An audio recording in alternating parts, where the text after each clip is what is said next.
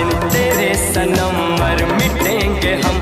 कहाँ सोचा था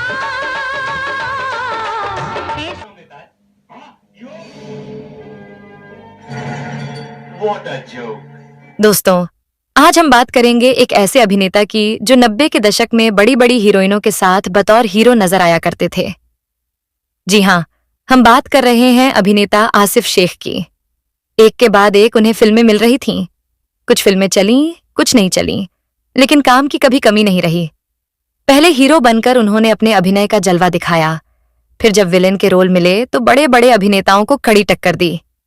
लेकिन फिर अचानक ऐसा क्या हुआ कि जिस अभिनेता के पास काम की लाइन लगी हुई थी वही दर दर भटकने लगा।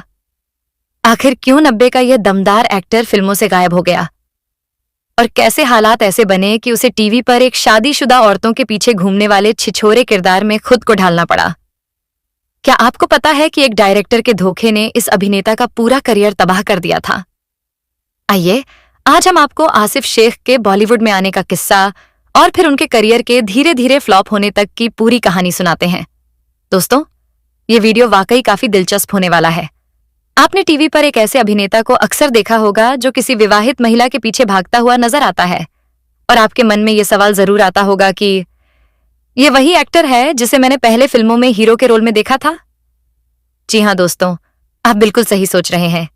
आज टीवी पर छिछोरे किरदार निभाने वाला यह कलाकार 90 के दशक का एक बेजोड़ हीरो हुआ करता था, जिसने सलमान खान के साथ हिंदी सिनेमा में कदम रखा, जिसके पास काम की कोई कमी नहीं थी। लेकिन फिर हालात ऐसे बदले कि उसे बॉलीवुड छोड़कर टीवी पर ऐसे किरदार करने पड़े। वैसे आसिफ शेख के बॉलीवुड में आने का किस्सा भी बेहद दिलचस्प है।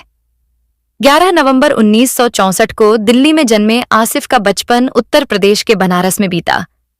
यहीं उन्होंने पढ़ाई की और यहीं बड़े हुए। आसिफ ने कभी सपने में भी नहीं सोचा था कि उन्हें फिल्मों में हीरो बनना है। उनके पिता चाहते थे कि बेटा पढ़ लिख कर कोई अच्छी नौकरी करे। आसिफ की दिलचस्पी होटल मैनेजमेंट में थी। इसी वजह से 12वीं पास करने के बाद उन्होंने दिल्ली के खालसा कॉलेज से होटल मैनेजमेंट के कोर्स में एडमिशन ले लिया। लेकिन तभी जिंदगी ने एक ऐसा मोड़ लिया जिसने सब कुछ बदल दिया।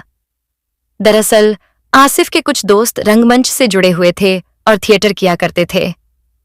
आसिफ को धीरे धीरे यह एहसास होने लगा कि वह होटल मैनेजमेंट के लिए नहीं, बल्कि रंगमंच और अभिनय के लिए बने हैं।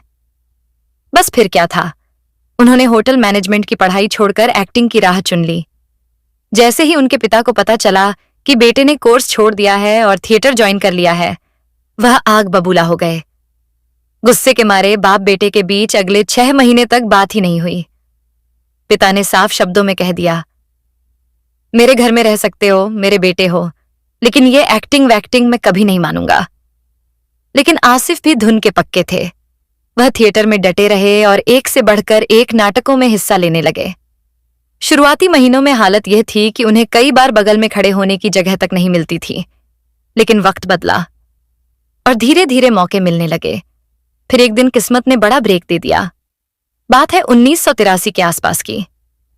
दूरदर्शन पर एक पारिवारिक सीरियल बनने जा रहा था और डायरेक्टर कुमार वासुदेव कलाकारों का चयन कर रहे थे। जब आसिफ को यह बात पता चली तो वह भी ऑडिशन देने पहुंच गए। वहां का नजारा देखकर आसिफ के होश उड़ गए। पहले से ही 500 से ज्यादा लोग लाइन में खड़े थे।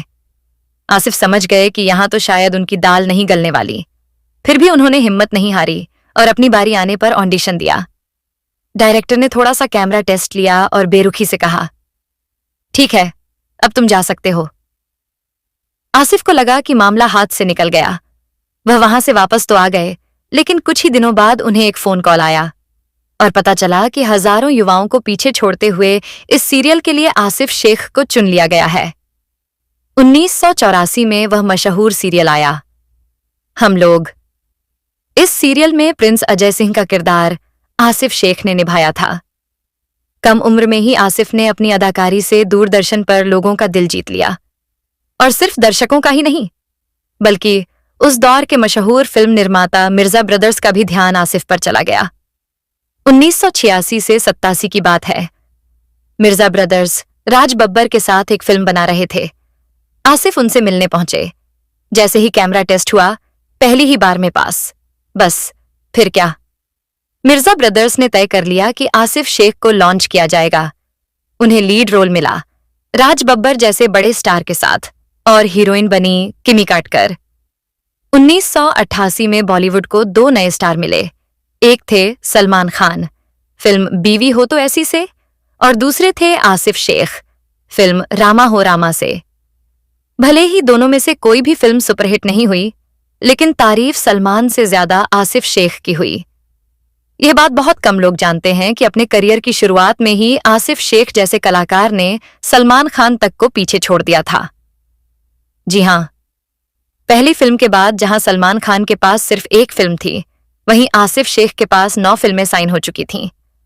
1990 में आसिफ शेख की 4 फिल्में रिलीज हुईं, कयामत की रात, अग्निकाल, मुकद्दर का बादशाह और हक। वहीं अगले साल यानी 1991 में उनकी 5 फिल्में आईं, प्यार का सौदागर, यारा दिलदारा, स्वर्ग जैसा घर, लहू लुहान और एक फुल 4 हाफ।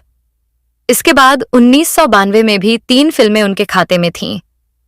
यहां तक सब कुछ ठीक चल रहा था, लेकिन किस्मत ने एक अलग खेल खेला। उसी दौर में सलमान खान को फिल्म मैंने प्यार किया मिल गई और इस एक फिल्म ने सलमान को रातों रात सुपरस्टार बना दिया। वहीं दूसरी तरफ आसिफ शेख एक बेमिसाल अभिनेता होने के बावजूद ऐसी ही एक यादगार फिल्म के लिए तरसते रह गए। यही वह मोड़ था जहां से आसिफ के करियर की दिशा बदलने लगी। अब उन्हें लीड रोल मिलने बंद हो गए और वह धीरे धीरे कैरेक्टर रोल्स की तरफ बढ़ने लगे। हालांकि यहां भी आसिफ ने कमाल कर दिखाया। उन्होंने ऐसे ऐसे किरदार निभाए कि कई बार हीरो भी उनके सामने फीके पड़ गए। इसका सबसे बड़ा उदाहरण है 1995 में आई फिल्म करण अर्जुन। इस फिल्म में आसिफ शेख ने ठाकुर के बेटे सूरज सिंह का किरदार निभाया। उनकी एक्टिंग इतनी दमदार थी कि कई सीन में वह सलमान खान पर भारी नजर आए। लोगों को भले ही इस फिल्म में सलमान खान और शाहरुख खान के सारे डायलॉग याद हों या ना हो, लेकिन आसिफ शेख का हंसते हुए वहाट जोक कहना आज भी सबको याद है। लेकिन दोस्तों, अचानक ऐसा क्या हुआ कि इतना शानदार अभिनय करने वाला यह अभिनेता बॉलीवुड छोड़ने पर मजबूर हो गया और उसे टीवी पर आकर शादीशुदा औरतों के पीछे भागने वाले छिछोरे किरदार निभाने पड़े? इसके पीछे छुपा है बॉलीवुड का एक काला सच, वह सच जो कई अच्छे खासे कलाकारों का करियर तबाह कर देता है। और आसिफ शेख भी इसी सिस्टम का शिकार हो गए।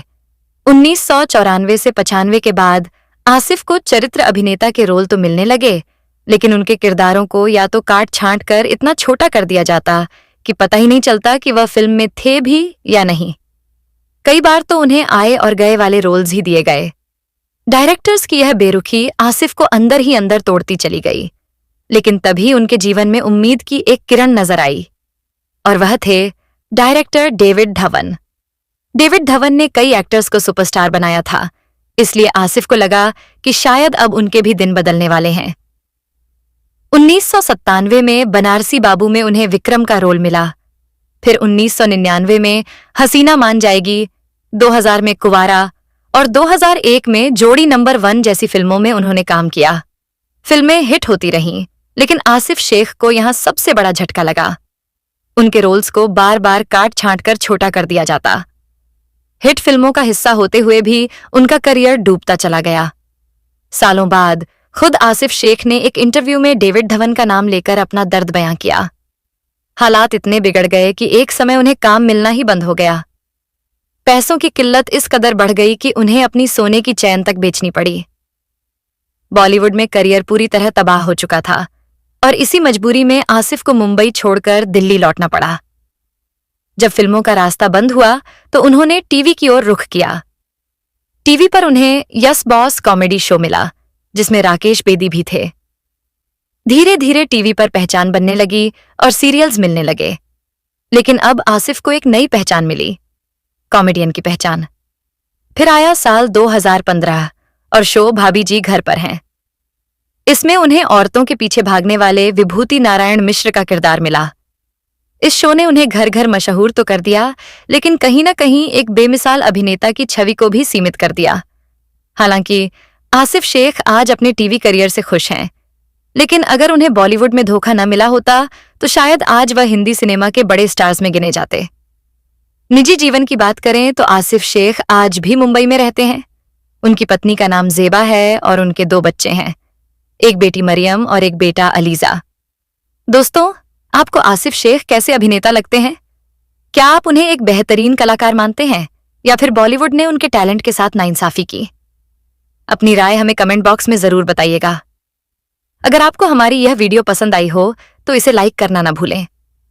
और अगर आप हमारे चैनल स्टार मनोहर बॉलीवुड पर नए हैं तो चैनल को सब्सक्राइब करके बेल आइकन जरूर दबा दीजिए, ताकि बॉलीवुड की ऐसी ही अनसुनी और सच्ची कहानियां हम आपके लिए हमेशा लाते रहें। मिलते हैं अगली वीडियो में, तब तक के लिए धन्यवाद।